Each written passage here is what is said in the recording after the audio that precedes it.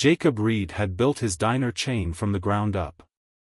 13 locations, a decade of blood, sweat, and sacrifice. He prided himself on fostering a family-friendly atmosphere, a place where employees felt valued and customers felt at home. But lately, something felt off. Complaints had been piling up: poor service, rude staff, long wait times. Employee turnover was at an all-time high. His regional managers assured him that everything was fine, that these were just growing pains. But Jacob didn't buy it. His gut told him something was very, very wrong.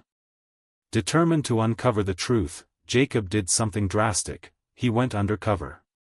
He grew out a scruffy beard, traded his tailored suits for a faded hoodie and jeans, and donned thick-rimmed glasses.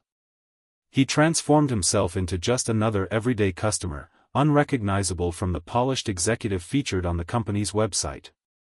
He chose one of his locations in a suburban town, 2 hours from corporate headquarters, far enough that no one would recognize him. What he discovered would change his business forever.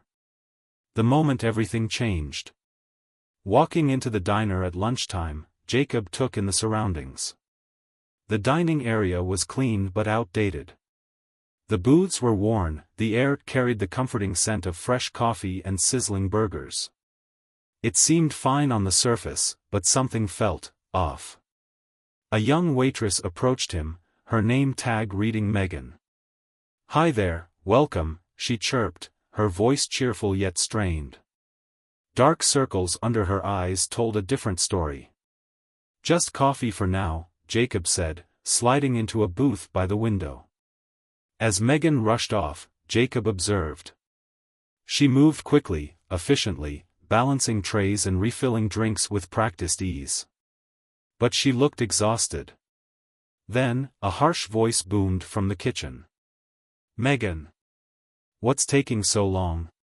You're falling behind again." Jacob turned his head toward the kitchen. A stocky man in his 40s, wearing a stained apron, glared at Megan. His name was Rick, the shift manager, Jacob assumed. Megan flinched but nodded quickly. "Coming right up," she called, though her voice wavered. Jacob's stomach twisted. This wasn't right. He had built his business on respect and teamwork. This was not the culture he wanted. Then, just as Megan delivered Jacob's burger, a muffled sob echoed from the kitchen. Jacob's fork froze mid-air. He strained to listen. "I'm trying my best, okay? I haven't had a break in 6 hours." Megan's voice cracked. Rick's tone was dismissive. "If you can't handle it, maybe you're in the wrong job." Jacob felt his pulse quicken. That was it. He couldn't sit still any longer. Leaving his half-eaten burger behind, he strode toward the kitchen. A shocking confrontation. Megan stood with trembling hands, wiping her eyes with the back of her sleeve. Two cooks avoided eye contact, clearly uncomfortable but unwilling to step in. Rick loomed over her, arms crossed, an ugly smirk on his face. Jacob's fists clenched. This was not the company he built. "Is there a problem here?" Jacob's voice was calm, but there was an edge to it. Rick turned, startled. "No, just a little miscommunication," he muttered. Megan shook her head, eyes still glistening with tears. I'm sorry." Jacob looked at her, then back at Rick. He still hadn't revealed who he was. "Not yet." "She looks like she needs a break," Jacob said, voice firm. "Why don't you let her sit for a few minutes?" Rick scoffed. "We're short-staffed. No time for breaks." Jacob's jaw tightened. There's always time to treat people with respect. Silence hung in the air. The tension was thick.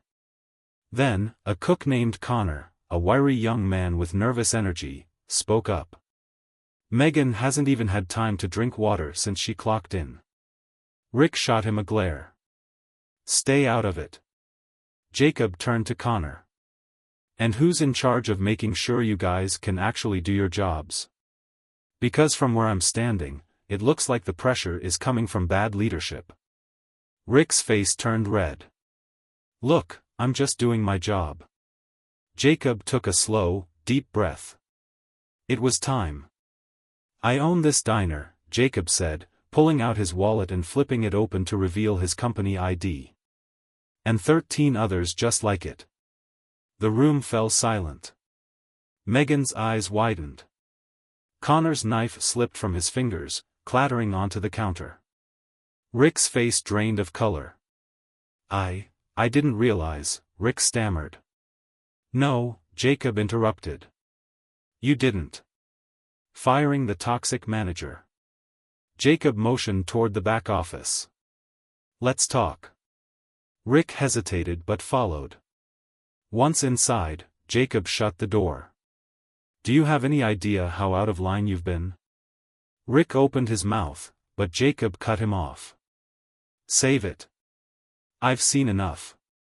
You've created a toxic environment. Do you even know what that does to morale? To customer service? To this business? Rick swallowed. I can do better, You're done. Jacob's voice was final. I'm letting you go. Effective immediately. Rick's head shot up. Wait, you can't. I can. And I will. A long pause. Then, Rick nodded stiffly and walked out without another word. Jacob exhaled, running a hand through his hair.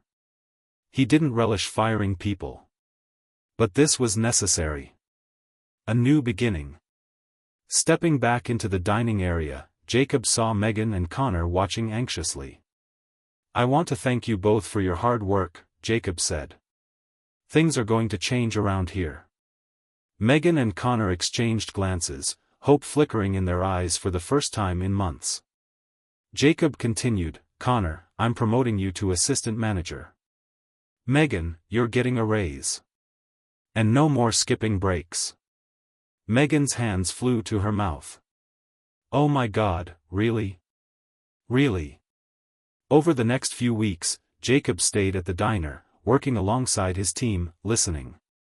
He revamped scheduling, hired more staff, and implemented a bonus system for hardworking employees. The atmosphere changed. Customers noticed, too. Service was better, employees were happier, and the warmth Jacob had envisioned from the beginning returned. As he prepared to leave, Megan stopped him by the door. This place feels different now, she said. Better. Like we actually matter. Jacob smiled. You do.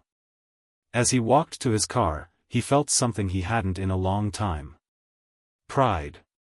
He had remembered what truly made a business successful. It wasn't just profits. It was the people.